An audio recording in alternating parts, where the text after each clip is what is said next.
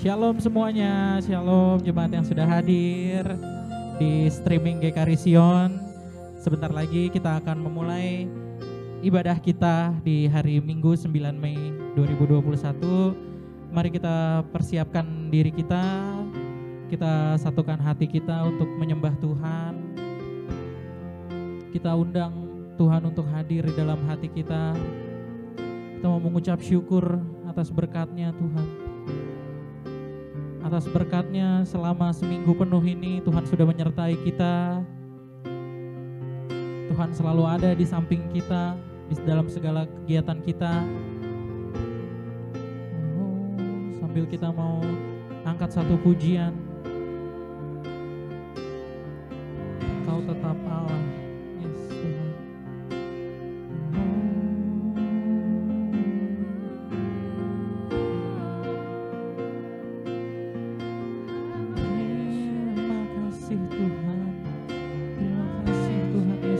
Penyertaan Kau Tuhan. Terima kasih Roh Kudus. Terima kasih Allah Bapa.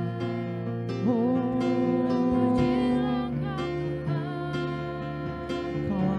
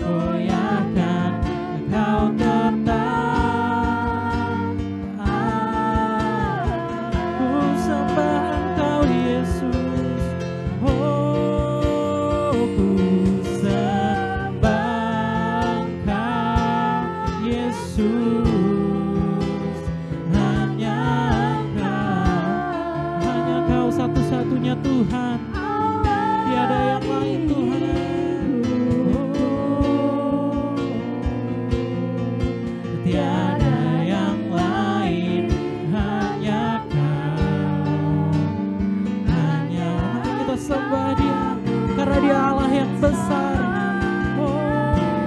Kau tetap Allah, walau dunia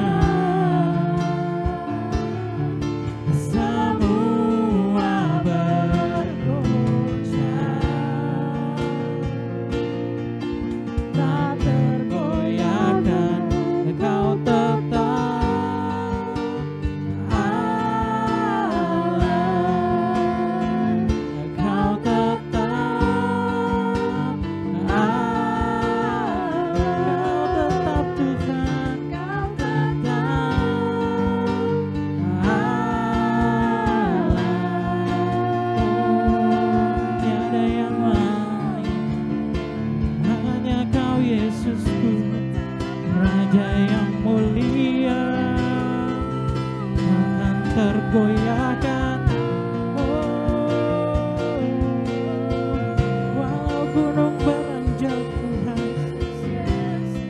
hanya Kau tetap Allah, satu-satunya di hidupku, Yesus.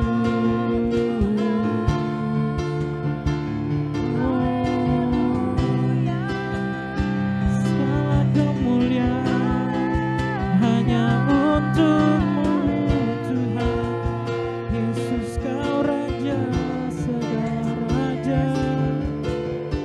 Haleluya Tuhan.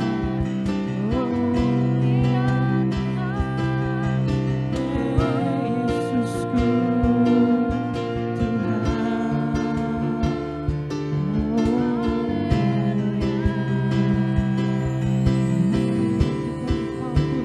Selamat Engkau Yesus, hanya Engkau Allah di hidupku. Tiada yang lain, hanya Kau, hanya Engkau Tuhan selamanya. Kau tetap Allah, walau dunia semua bergoncang, tiada tergoyahkan. Kau tetap Allah. Ku sembah Engkau Yesus, oh ku sembah Engkau Yesus, hanya Engkau Allah di hidupku. Tiada yang lain, hanya Engkau Tuhan, hanya Engkau Tuhan selamanya. Kau tetap Allah, walau dunia semua bergoncang, tak tergoyahkan. Kau tetap Allah,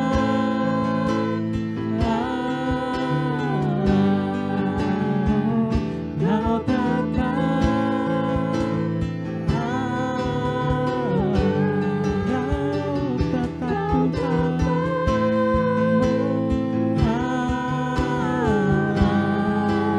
Kau tetap Tuhan.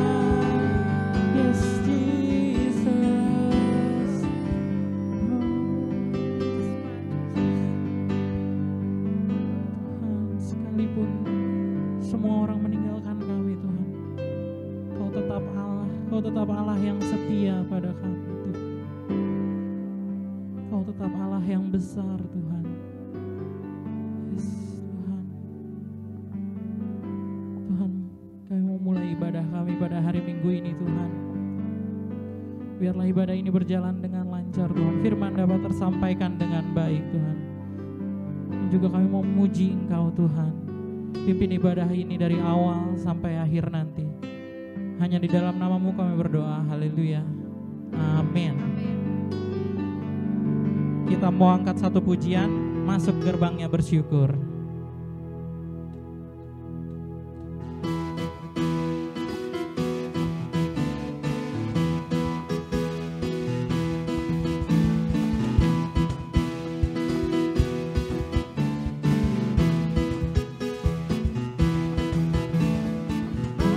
Gerbangnya bersyukur dengan penuh pujian, bersuka di hadiratnya, nyanyi besarkan agung namanya, puji aktiflah sangkakala, musik dan tarian, semua makhluk di bumi di surga dengan senap hati angkat pujian, sebab Tuhan baik, sebab Tuhan baik, sebab Tuhan baik, anugerahnya kekal selama. Sebab Tuhan baik, oh sebab Tuhan baik, sebab Tuhan baik, sebab Tuhan baik, anugerahnya kekal selamanya.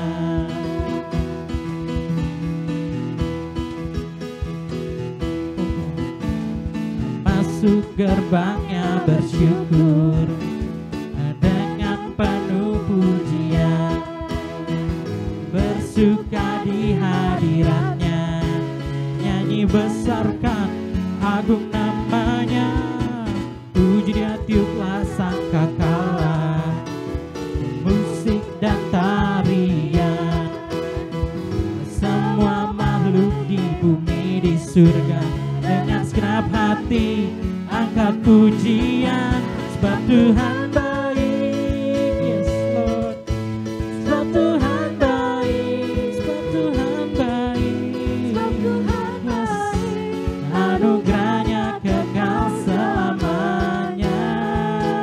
Oh, sebab Tuhan baik, sebab Tuhan baik, yes, karena Dia baik, sebab Tuhan baik, anugerahnya kekal selama. Mari kita katakan, sebab Dia baik, sebab Tuhan baik, sebab Tuhan baik, sebab Tuhan baik, anugerahnya kekal selamanya.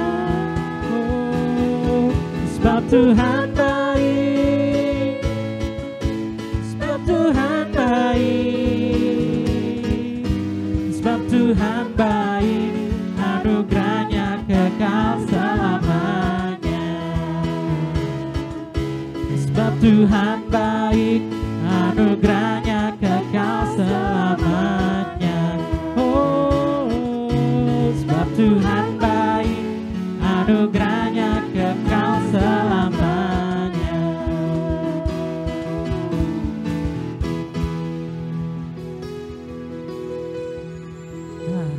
Angkat satu pujian lagi. Kita katakan ajaib Kau Tuhan.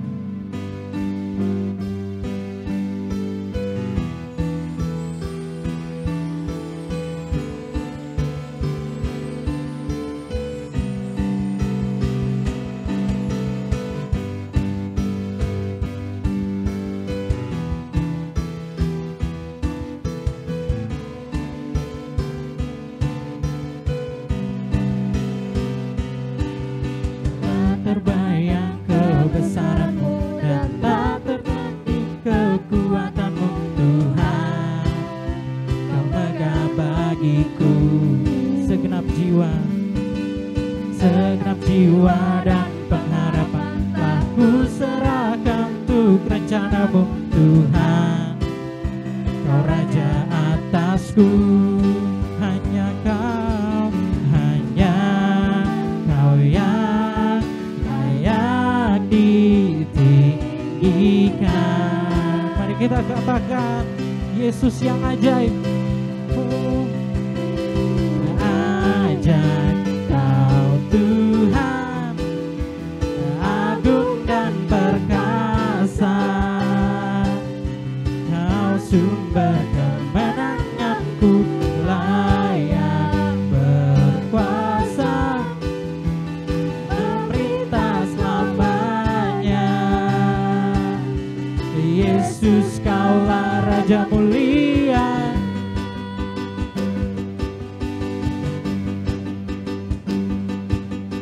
tak terbayang kebesaranmu dan tak terbanding kekuatanmu. Tuhan, megang hatiku,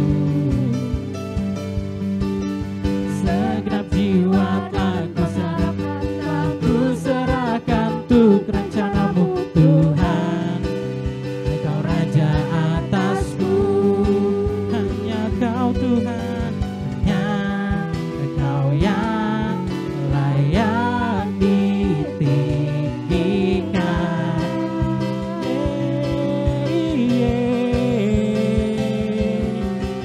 Ajaib Kau Tuhan, agung dan perkasa. Kau sumber kemenanganku, layak berkuasa, memerintah selamanya.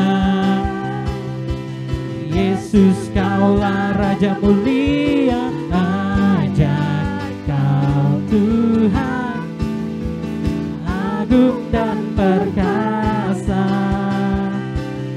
Kau sumber kemenanganku, layak berkuasa dan memerintah selamanya. Yesus, Kaulah Raja mulia, ajaib Kau Tuhan, agung dan perkasa. Dia sumber kemenanganku, layak berkuasa, memerintah selamanya.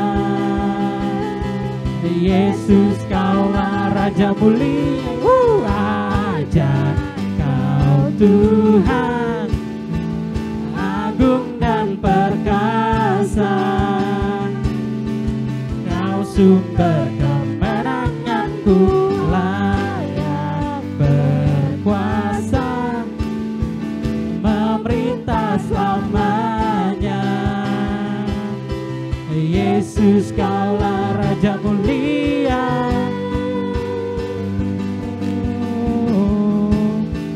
Raja mulia, hanya Kau Raja mulia.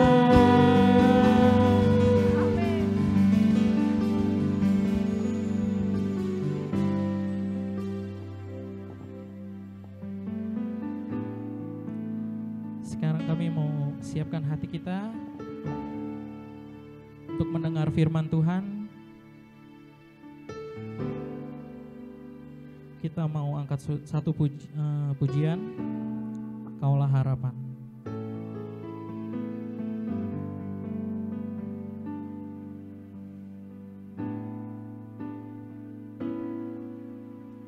Bukan dengan kekuatanku ku dapat jalani hidupku, tanpa Tuhan yang di sampingku, ku tak mampu sendiri.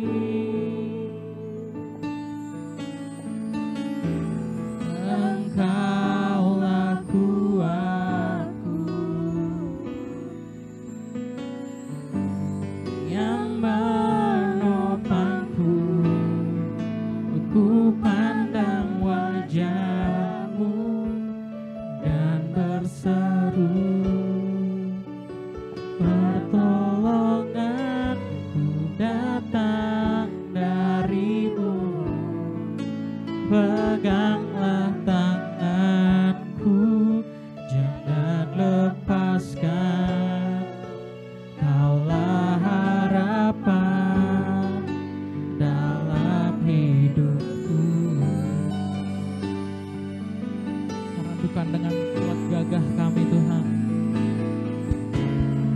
bukan dengan kekuatanku ku dapat jalani hidupku tanpa Tuhan yang di sampingku. Ku tak mampu sendiri, Kaulah kuatku Tuhan, Engkaulah kuat Tuhan yang menopang kami, yang menopangku. Ku hanya wajah-Mu dan berseru pertolonganku datang dari-Mu. Peganglah tanganku, jangan lepaskan. Kaulah harapan dalam hidupku. Ku pandang wajah-Mu dan berseru pertolongan-Mu Tuhan. Tak pernah meninggalkan kami Yesus.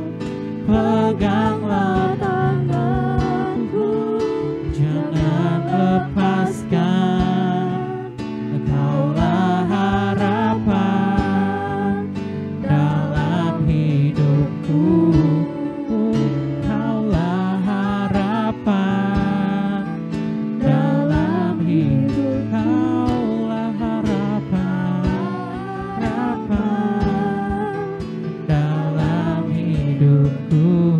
Kaulah harapan kami Tuhan.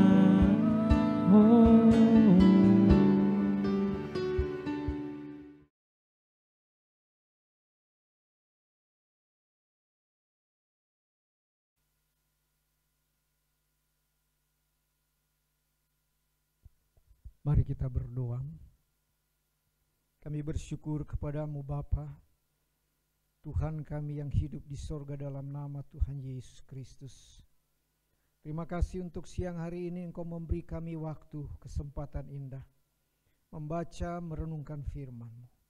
Kami berdoa Roh Kudus mengurapi kami, supaya kami beroleh pengurapan yang baru, juga kuasa yang baru dari Tuhan, agar memampukan kami untuk mengerti firman Tuhan dan melakukannya dalam hidup kami.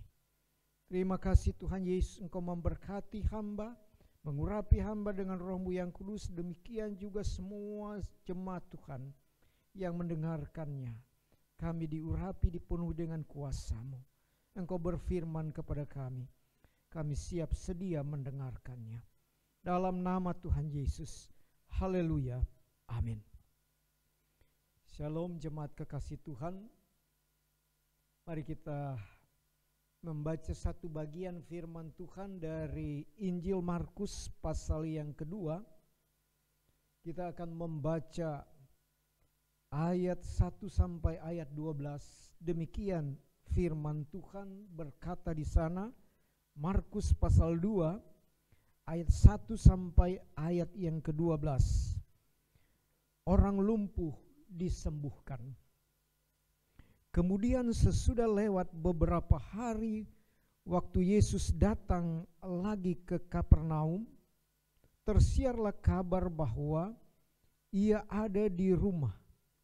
Maka datanglah orang-orang berkerumun sehingga tidak ada lagi tempat, bahkan di muka pintu pun tidak. Sementara ia memberitakan firman kepada mereka, ada orang-orang datang membawa kepadanya seorang lumpuh digotong oleh 4 orang. Tetapi mereka tidak dapat membawanya kepadanya karena orang banyak itu. Lalu mereka membuka atap yang di atasnya.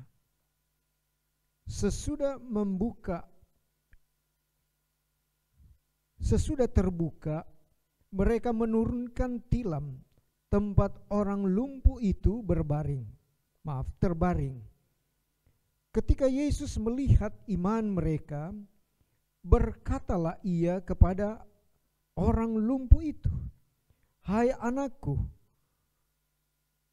dosamu sudah diampuni." Tetapi di situ ada juga duduk beberapa ahli Taurat. Mereka berpikir dalam hatinya, mengapa orang ini berkata begitu? Ia menghujat Allah. Siapa yang dapat mengampuni dosa selain daripada Allah sendiri? Tetapi Yesus segera mengetahui dalam hatinya bahwa mereka berpikir demikian.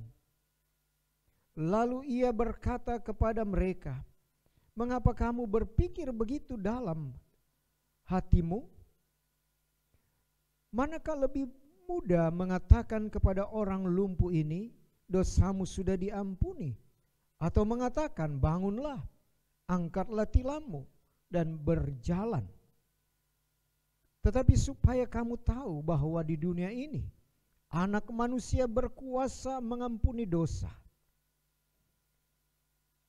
Berkatalah ia kepada orang lumpuh itu, "Kepadamu kukatakan, bangunlah, angkatlah tempat tidurmu, dan pulanglah ke rumahmu." Dan orang itu pun bangun, segera mengangkat tempat tidurnya, dan pergi keluar di hadapan orang-orang itu, sehingga mereka semua takjub, lalu memuliakan Allah, katanya, "Yang begini belum pernah kita lihat." Demikian jauh pembacaan firman Tuhan. Bapak, Ibu, saudara-saudara yang dikasihi Tuhan, di dalam dunia persepak bolaan kita mengenal salah satu bintang lapangan yang terkenal, namanya adalah Messi. Seorang pemain sepak bola yang berasal dari Argentina, tetapi memperkuat klub Barcelona dari Spanyol. Messi adalah pemain yang menjadi bintang di klubnya, karena dia selalu membuat gol. Dia menjadi terkenal oleh karena kemampuannya bermain sepak bola. Dan klub Barcelona ini selalu menjadi juara di dalam kejuaraan Eropa sampai pada masa kini. Tetapi yang menarik di sini ialah ketika ia dipanggil oleh negaranya untuk memperkuat tim nasional Argentina, tim nasional Argentina ini selalu mengalami kekalahan. Ya, tidak pernah menang, apalagi menjadi juara, atau jarang memenangkan suatu pertandingan. Padahal Messi ada seorang pemain sepak bola yang terkenal dan selalu membawa Barcelona menang dan menjadi juara, baik di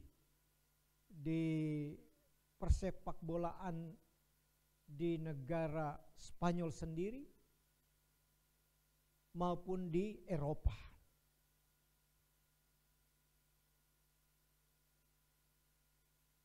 Tetapi Bapak, Ibu, saudara-saudara, pertanyaannya adalah mengapa ada seorang bintang lapangan, pemain sepak bola yang terkenal, jarang sekali membuat timnya, tim nasional Argentina menang, apalagi jarang sekali membuat mereka menang. Apa sebab? Rupa-rupanya Bapak, Ibu, saudara-saudara, kerjasama yang baik itu sangat menentukan. Kerjasama tim di mana Messi terkenal di Barcelona oleh karena kemampuannya mengolah bola dan karena timnya yang solid, karena kerjasama yang baik. Melalui satu latihan yang begitu lama.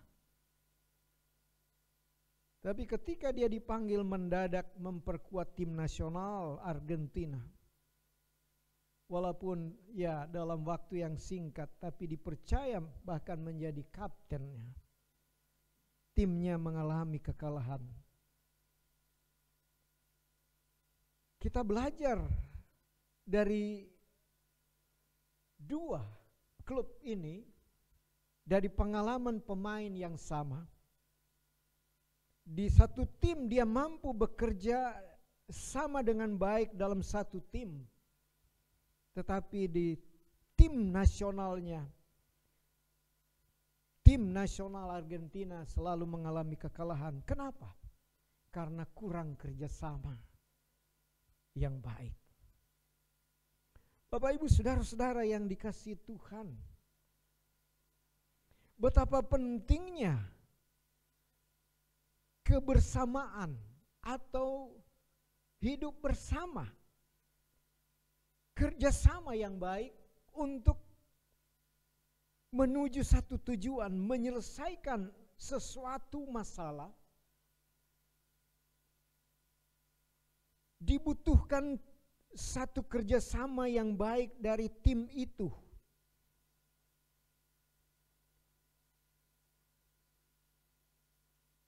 Firman Tuhan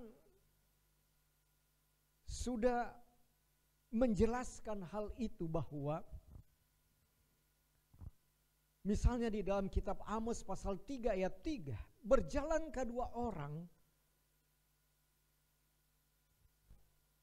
bersama-sama jika mereka belum berjanji. Sekali lagi saya bacakan, berjalankah dua orang bersama-sama jika mereka belum berjanji? Lalu Pengkhotbah pasal 4 ayat 9 dikatakan di sana, berdua lebih baik daripada seorang diri. Kalau kita membaca kitab Pengkhotbah, menarik sekali di sana dikatakan,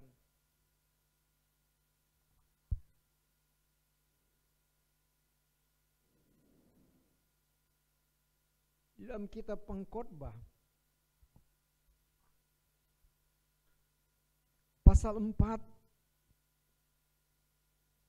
ya, Pengkhotbah pasal 4 ayat 9, berdua lebih baik daripada seorang diri karena mereka menerima upah yang baik dalam jerih payah mereka. Karena kalau mereka jatuh, yang seorang mengangkat temannya. Tetapi wahai orang yang jatuh, yang tidak mempunyai orang lain untuk mengangkatnya. Bapak Ibu saudara-saudara yang dikasihi Tuhan, bahwa berdua katanya di sini lebih baik daripada seorang diri. Tetapi Amos berkata di dalam pasal 3 ayat 3, berjalan kedua orang bersama-sama kalau mereka atau mereka belum berjanji. Maka di sini dibutuhkan di satu pihak bahwa bersama-sama itu penting sekali. Oleh karena apa? Oleh karena kalau ada yang jatuh, yang satu bisa menolong. Tetapi kalau tidak ada kerjasama, tidak ada saling pengertian, ya, maka kebersamaan itu merupakan satu hal yang mustahil terjadi. Sekalipun seseorang dia memiliki skill yang kuat, yang tinggi, yang mampu, seperti contoh Messi tadi. Bapak Ibu saudara-saudara yang dikasihi Tuhan, dalam hal berdoa pun Tuhan Yesus mengajarkan bagaimana doa yang dikabulkan Tuhan. Bagaimana orang berdoa sepakat, 2 orang saja berdoa sepakat. Aku hadir di situ katanya. Mari kita membaca hal itu di dalam Injil Matius pasal yang ke-18. Injil Matius pasal 18, di sana dikatakan demikian. Ayat yang ke-19 dan 20. Dan lagi aku berkata kepadamu, jika 2 orang daripadamu di dunia ini sepakat meminta apapun juga, permintaan mereka itu akan dikabulkan oleh Bapa-Ku yang di sorga. Sebab di mana 2 atau 3 orang berkumpul dalam namaku, di situ aku ada di tengah-tengah mereka. Jadi Bapak Ibu Saudara-saudara yang dikasihi Tuhan, banyak orang itu sangat penting. Ditambah lagi kata sepakat mengakibatkan kehadiran Tuhan di dalam kehidupan mereka yang bersekutu, yang sepakat bersama-sama di dalam doa itu. Bapak Ibu Saudara-saudara yang dikasihi Tuhan, kita kembali kepada pembacaan kita di atas tadi. Di dalam Injil Markus, kita melihat di dalam ayat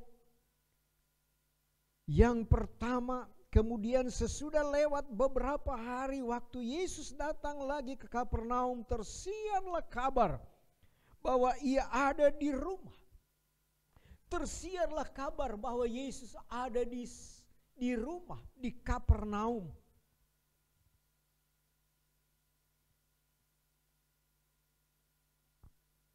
Saudara-saudara yang dikasihi Tuhan, apa maksud dan apa tujuannya Yesus ada di rumah itu? Bahkan kehadirannya di sebuah rumah, di tengah-tengah satu keluarga, membuat banyak orang datang kepada Dia. Itu berarti Ibu Bapak Saudara-saudara bahwa Yesus itu sangat dekat dengan siapa saja yang menerima Dia. Yesus sangat dekat di dalam kehidupan kita. Dia ada di dalam setiap rumah tangga kita. Dia hadir di dalam setiap keluarga saudara dan saya. Dia hadir di dalam setiap hati kita. Manakala kita membuka pintu hati kita terhadap Dia. Dia hadir. Sehingga kehadiran Dia di tengah kehidupan satu keluarga ini menarik banyak orang datang kepadanya. Begitu banyak orang yang antusias berkumpul, berbondong-bondong datang ke tempat itu. Dan Yesus dekat dengan mereka yang datang kepadanya. Yesus dekat dengan mereka yang datang kepadanya. Dan ketika orang banyak datang berbondong-bondong kepadanya, mereka membawa masalah-masalah mereka masing-masing dan menyerahkannya kepada Tuhan. Mereka tahu persis bahwa Yesus itu sanggup mengatasinya. Tetapi mari kita perhatikan, sebelum apapun yang terjadi, masalah apa yang terjadi dan bagaimana Tuhan mengatasi masalah itu, Yesus mengajar mereka. Ayat yang kedua, bagian terakhir, di sana dikatakan ia memberitakan firman kepada mereka. Di mana? Di tempat itu, di rumah itu, Yesus memberitakan firman Tuhan. Yesus mengajar Injil kebenaran kepada mereka. Dia memberitakan kebenaran itu kepada mereka. Bapak Ibu saudara-saudara yang dikasihi Tuhan, ketika mereka makin mengerti, makin jelas siapa Yesus di dalam kehidupan mereka melalui pengajarannya, mereka membuka hati. Dan Tuhan tahu permasalahan di dalam hidup mereka.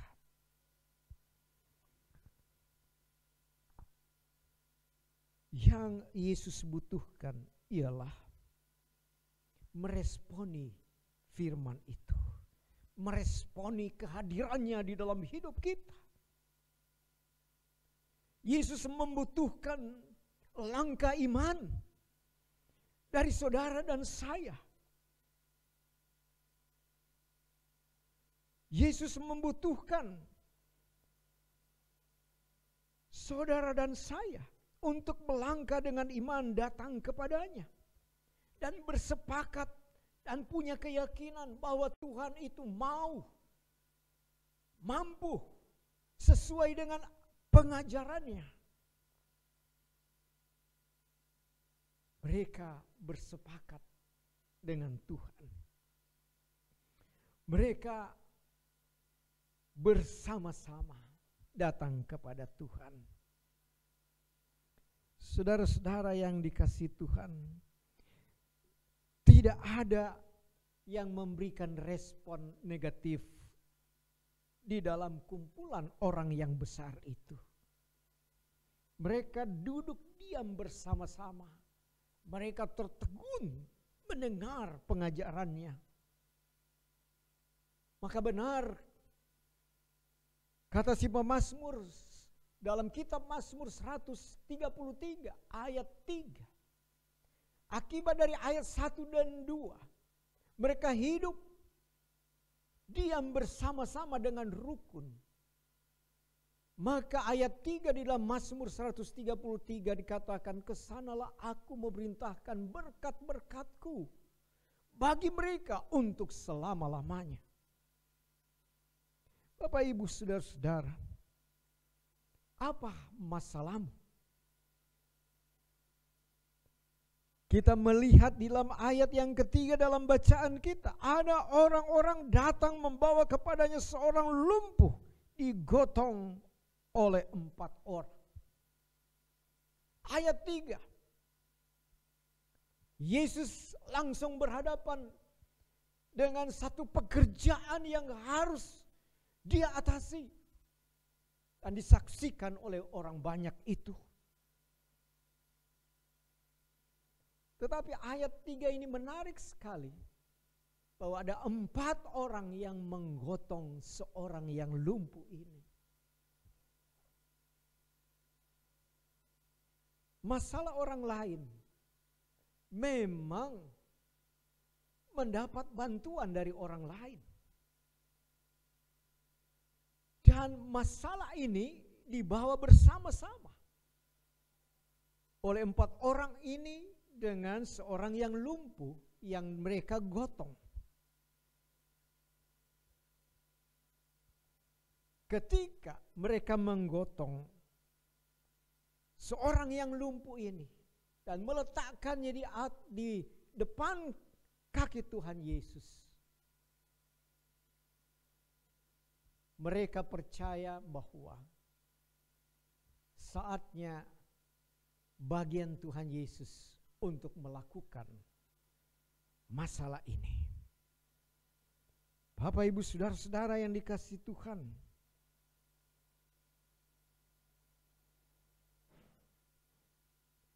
tidaklah mudah untuk menyelesaikan masalah ini. Tidak mudah untuk seseorang menjadi berhasil, sukses, maju kalau tidak ada tantangan dan rintangan.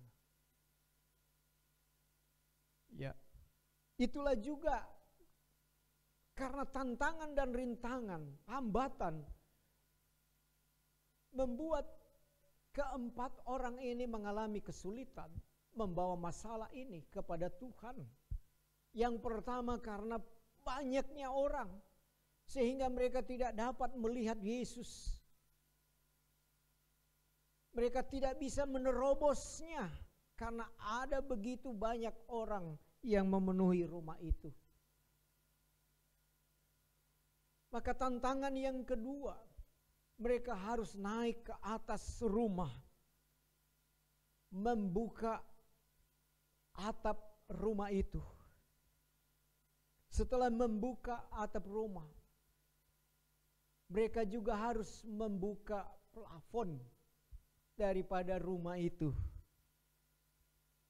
3 hal ini saudara-saudara yang mereka harus lakukan, mereka harus kerjakan bersama-sama.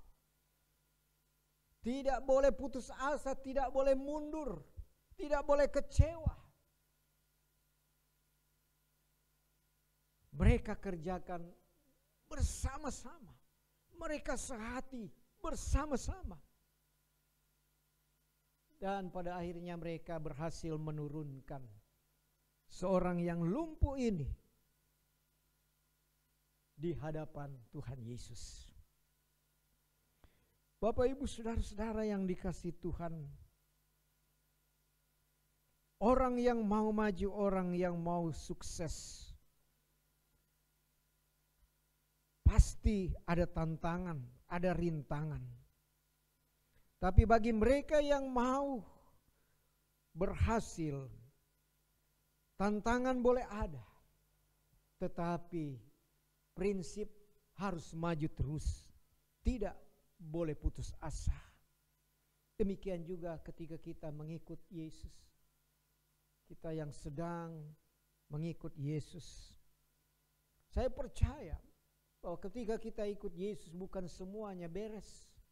Banyak hal, banyak tantangan iman yang harus saudara dan saya hadapi.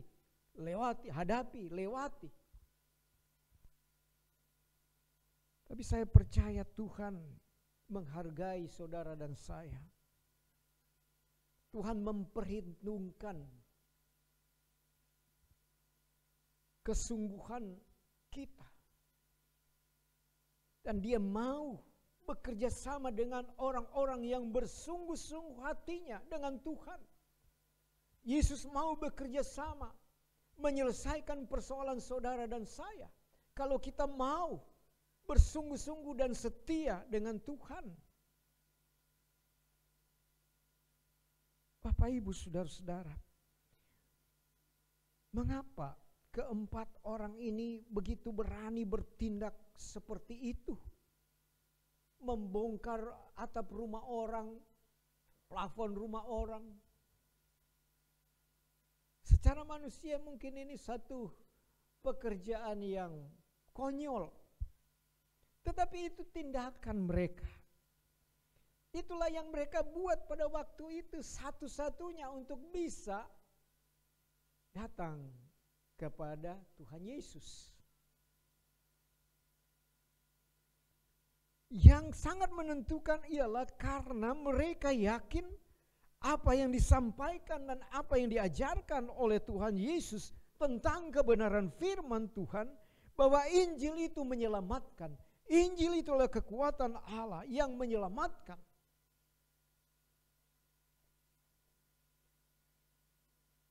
Maka Dia sendiri yang dapat mengatasinya.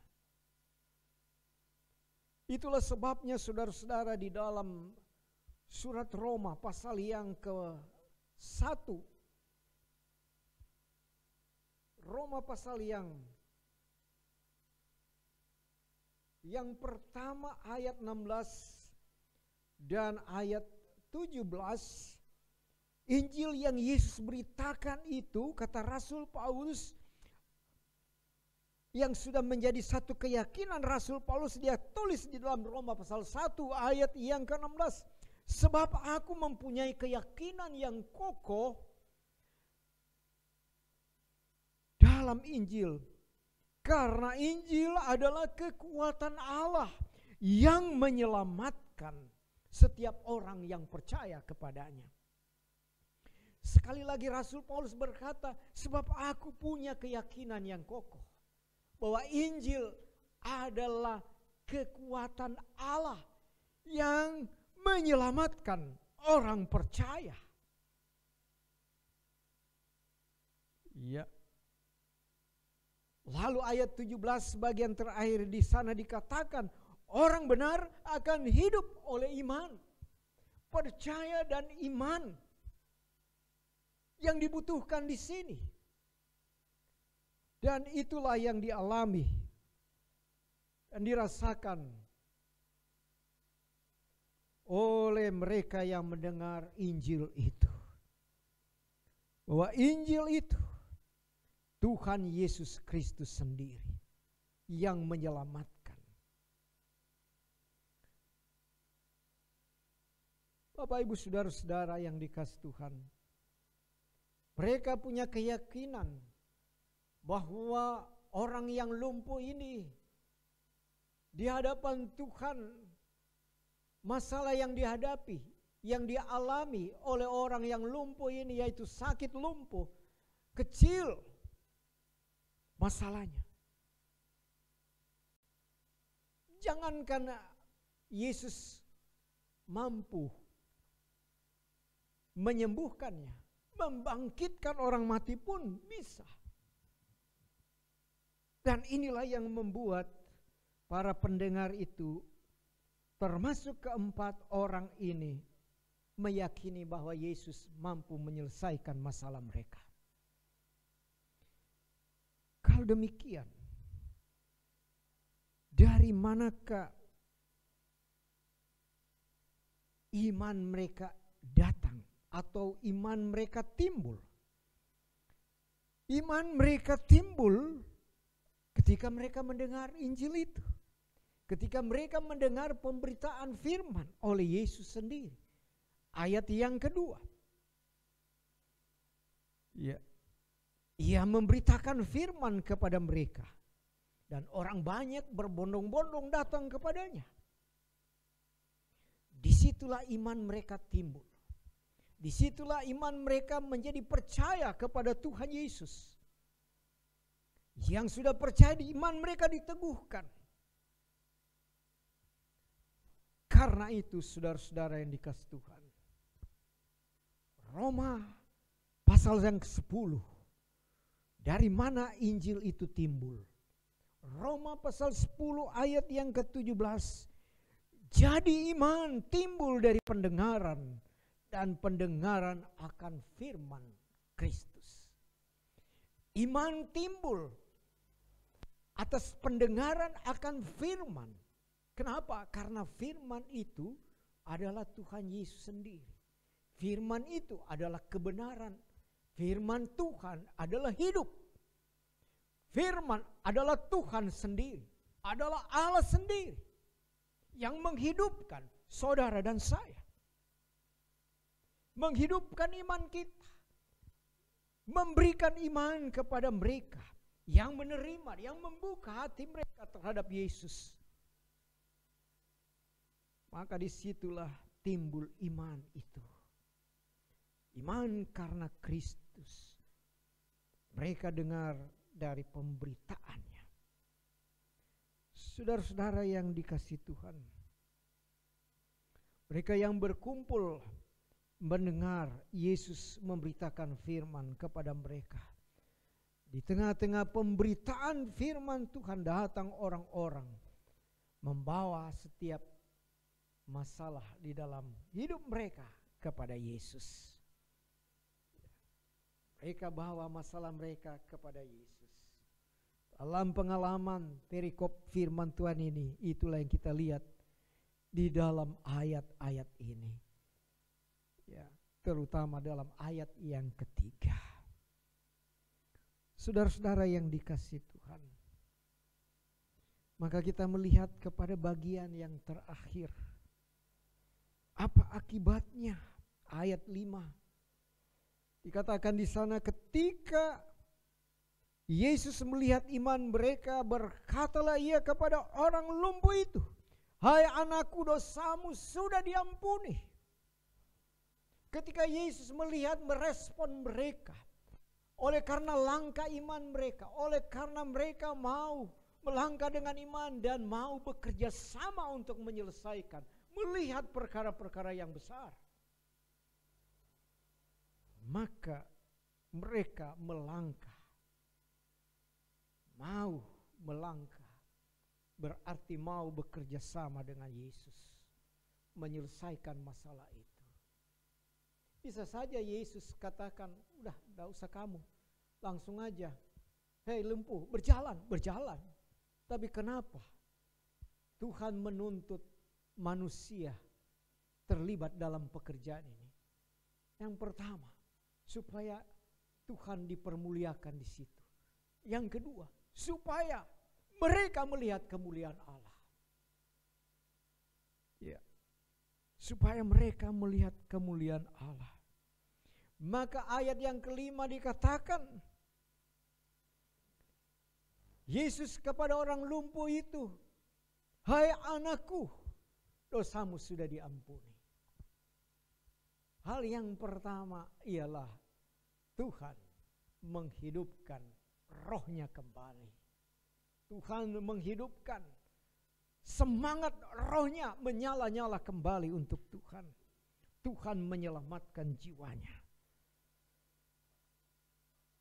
Sehingga hal ini kita melihat di dalam akibat selanjutnya. Ayat yang ke-11 dan 12.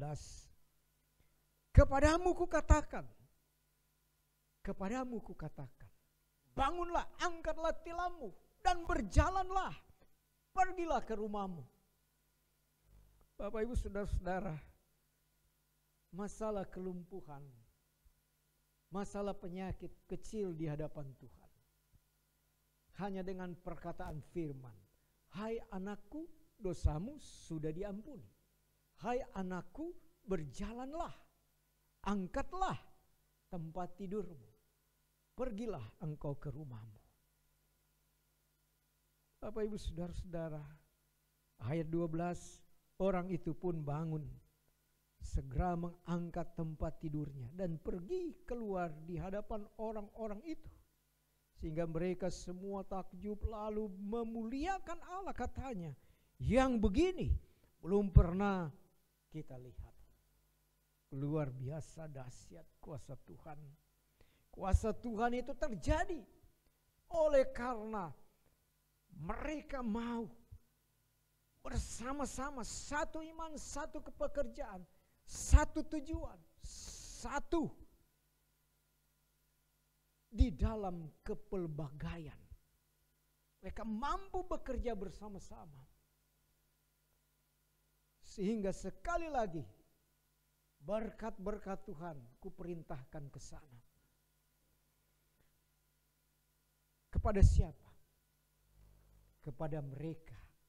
Mazmur 133 ayat 3. Kepada mereka yang percaya kepadanya. Bapak Ibu saudara-saudara yang dikasihi Tuhan,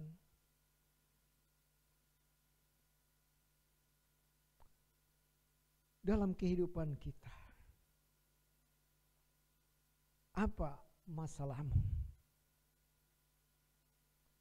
Apa yang sedang Bapak Ibu gumulkan di hadapan Tuhan?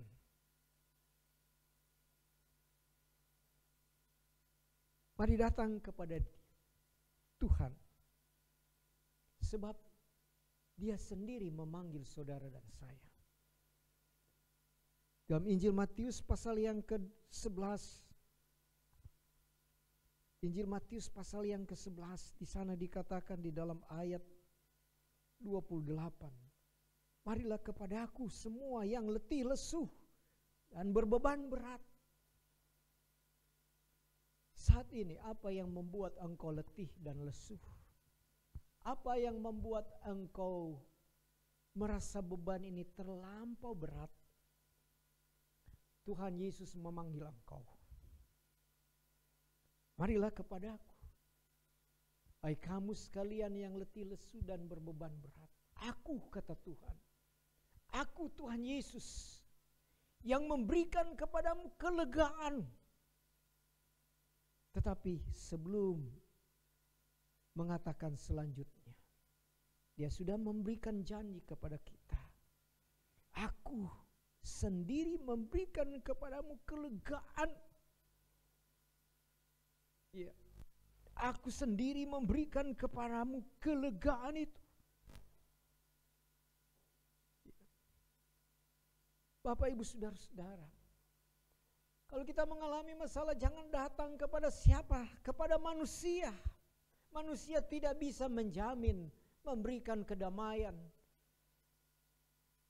memberikan kepada kita pertolongan yang abadi. Manusia tidak bisa. Bahkan Yesaya pasal yang ke-17 ayat 5 hanya katakan, terkutuklah orang mengandalkan manusia. Kalau kita menghadapi masalah, jangan datang kepada satu pribadi yang kita anggap dia mampu menyelesaikan masalahku. Kalau kita mengalami masalah, jangan mencari jalan keluar sesuai dengan kehendak manusiawi kita, tapi carilah, datanglah kepada Tuhan. Sebab firman Tuhan sudah mencatatnya. Mari kepadaku, hai kamu sekalian yang letih lesu dan berbeban berat. Kita tahu persis bahwa hanya satu penolong kita, Yesus Kristus adalah Tuhan dan Juru Selamat. Yohanes 15 ayat 5 mengatakan di sana, di luar aku kamu tidak dapat berbuat apa-apa. Di luar Tuhan Yesus, saudara dan saya tidak bisa menyelesaikan masalah itu. Hanya Yesus yang mampu menyelesaikannya. Tuhan Yesus tidak pernah lelah memikirkan kehidupan kita, bekerja untuk kita. Dalam Yesaya pasal yang ke-40, kitab Yesaya pasal 40, ayat 28 dan 29. Tidakkah kau tahu dan tidakkah kau dengar, Tuhan ialah Allah kekal, yang menciptakan bumi dari ujung ke ujung. Ia tidak pernah menjadi lelah dan tidak pernah menjadi lesuh, tidak terduga pengertiannya. Ayat 29. Dia memberi kekuatan kepada yang lelah dan menambah semangat kepada mereka yang tiada berdaya. Luar biasa, saudara-saudara. Orang-orang muda menjadi lelah dan lesuh. Dan teruna-teruna jatuh tersandung. Ayat 31, tetapi orang-orang yang menanti-nantikan Tuhan mendapatkan kekuatan baru. Mereka seumpama raja wali yang terbang dengan kekuatan sayapnya ke atas. Mereka berlari tidak menjadi lesu. Mereka berjalan dan tidak menjadi lelah. Luar biasa, saudara-saudara, Tuhan kita. Yesaya mengalami hal itu dalam hidupnya.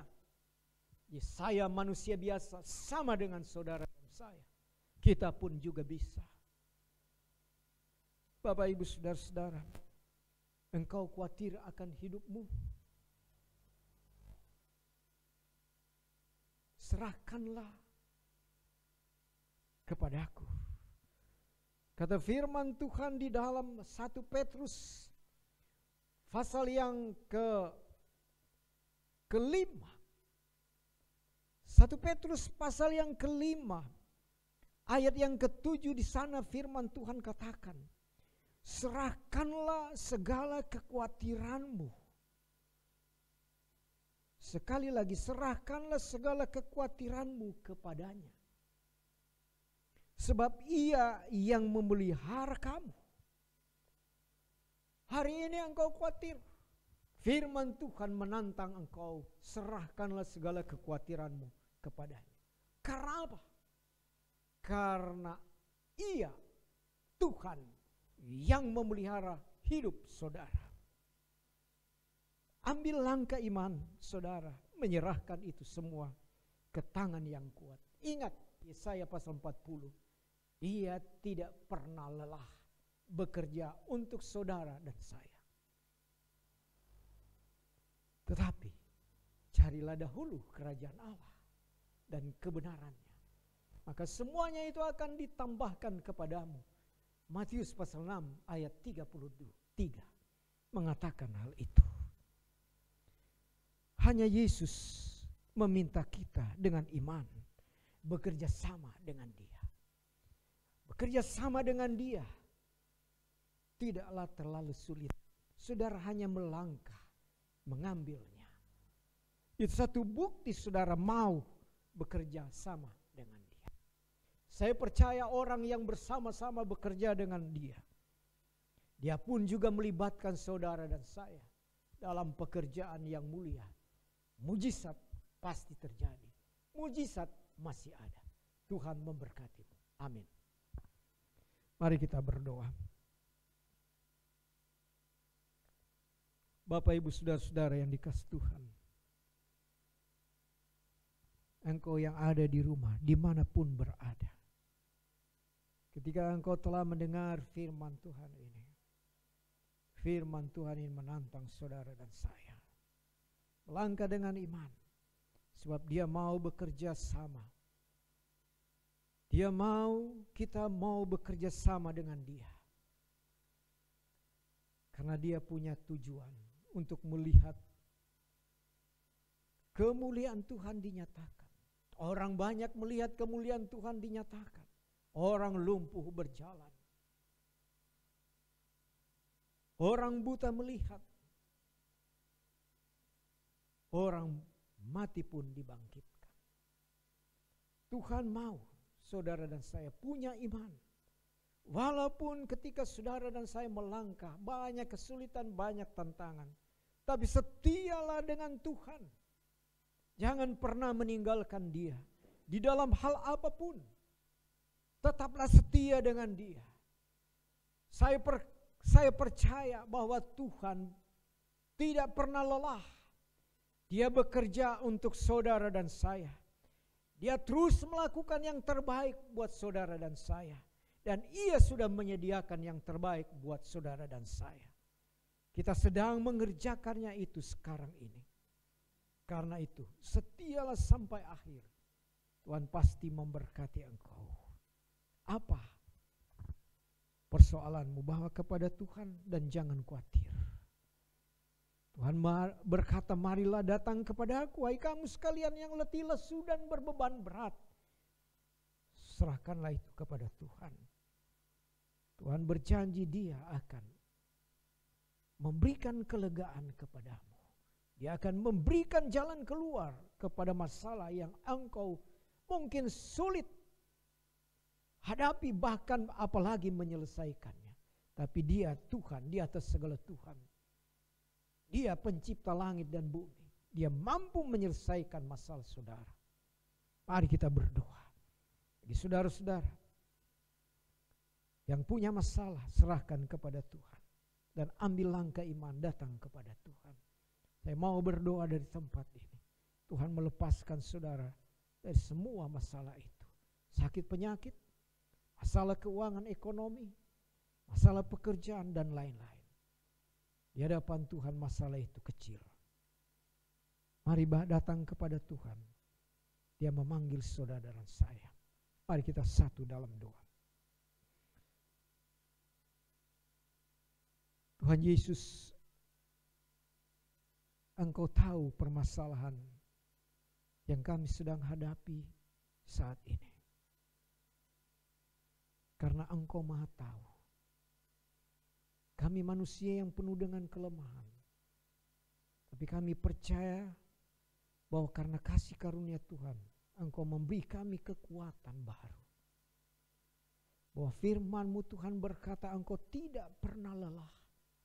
Engkau terus memanggil kami. Marilah datang kepadaku. Engkau terus berfirman kepada kami, janganlah khawatir akan hidupmu. Dan Engkau memberi perintah bagi kami, carilah dahulu kerajaan Allah dan kebenarannya. Bapa yang ada di surga, ini kami anak-anak-Mu. Kami tersungkur di bawah kaki salib-Mu Tuhan. Kami letakkan setiap masalah yang ada di dalam hidup kami. Mereka yang mengalami kesulitan ekonomi, keuangan. Mereka yang mengalami sakit penyakit. Mereka yang mengalami bermacam-macam kegagalan dalam hidup mereka. Mereka mengalami kekurangan. Apapun masalah, pergumulan di dalam hidup mengikut Engkau, betapa beratnya salib dipikul. Kami datang, kami serahkan ke dalam tangan-Mu. Kami percaya Tuhan Yesus, Engkau sanggup datang bersama dengan kami, melawat seorang yang lumpuh di tengah-tengah orang banyak. Dan Tuhan datang bersama dengan kehidupan mereka. Kami percaya hari ini pun juga Engkau bersama dengan kami, melawat kami. Terima kasih Bapa. Kami ucap syukur firman-Mu. Engkau memberkati kami, jemaat-Mu. Engkau menolong kami, menjamah setiap kami yang lemah, lesuh. Kami kuat dalam Tuhan. Yang sakit Tuhan sembuhkan dalam nama Yesus. Bilur-bilur-Mu sudah menyembuhkan mereka. Yang mengalami kesulitan ekonomi, pekerjaan, Tuhan memberikan kepada mereka pekerjaan dan keuangan yang cukup. Pendidikan anak-anak diberkati, disertai Tuhan. Terima kasih Bapa. Kami bawa gereja Tuhan di muka bumi ini, supaya gereja Tuhan tetap dengan tekun melayani Tuhan. Semua orang percaya, bersatu hati, beritakan kebenaran Injil. Beritakan Yesus adalah Tuhan dan Juru Selamat. Kami percaya gereja Tuhan terus menjadi garam dan terang. Bapa memberkati bangsa kami Indonesia. Kami bersyukur kami ada di tengah-tengah bangsa ini. Terima kasih Tuhan.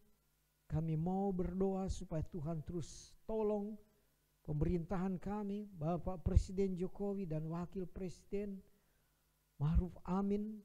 Beri kekuatan, hikmat, bijaksana menyertai mereka.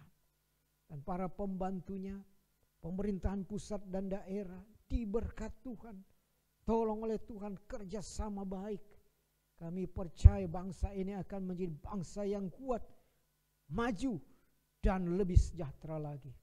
Berkati Tuhan, bangsa kami masih berada di tengah-tengah pergumulan menghadapi pandemi COVID-19. Tuhan tolong kami, Tuhan memberkati. Bagi yang sakit sembuhkan, semua tenaga medis Tuhan jaga, lindungi, pelihara mereka dalam menangani para pasien COVID. Tuhan menolong kami semua yang sehat supaya kami tetap terlindungi. Dan kami percaya Tuhan, Engkau satu-satunya yang mampu mengatasi dan menyelesaikan pandemik ini. Dan kami percaya Tuhan, dalam waktu dekat ini, pandemik ini segera berakhir di muka bumi Indonesia, bahkan seluruh dunia ini. Terima kasih Bapa. Segala puji, hormat, kemuliaan bagi Allah di tempat yang maha tinggi. Kau memberkati pelayanan kami ke depan ini. Roh Kudus mengurapi kami, memimpin dan menyertai kami. Haleluya. Amin.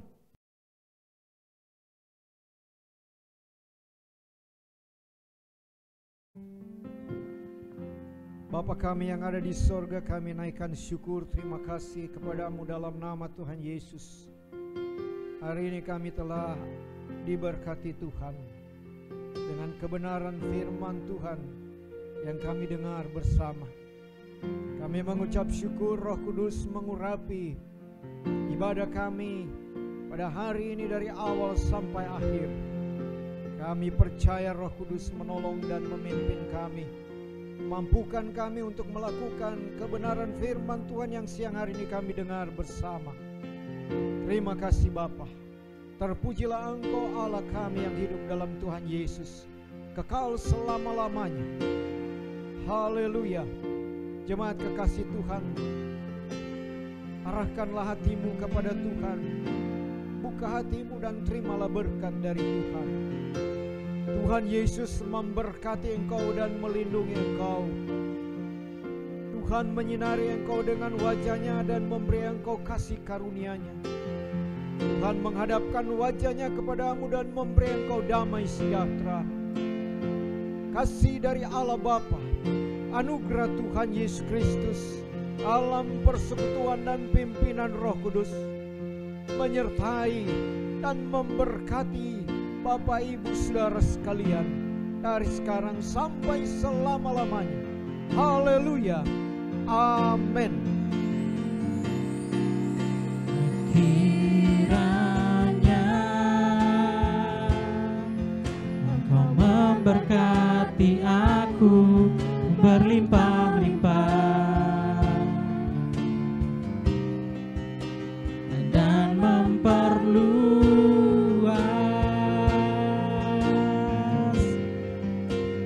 daerahku.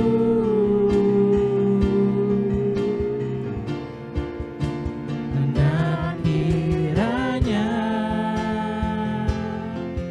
tanganmu menyertai aku dan melindungi aku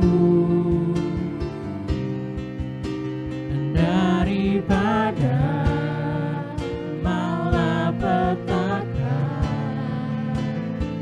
sehingga kesakitan tidak menimpa aku.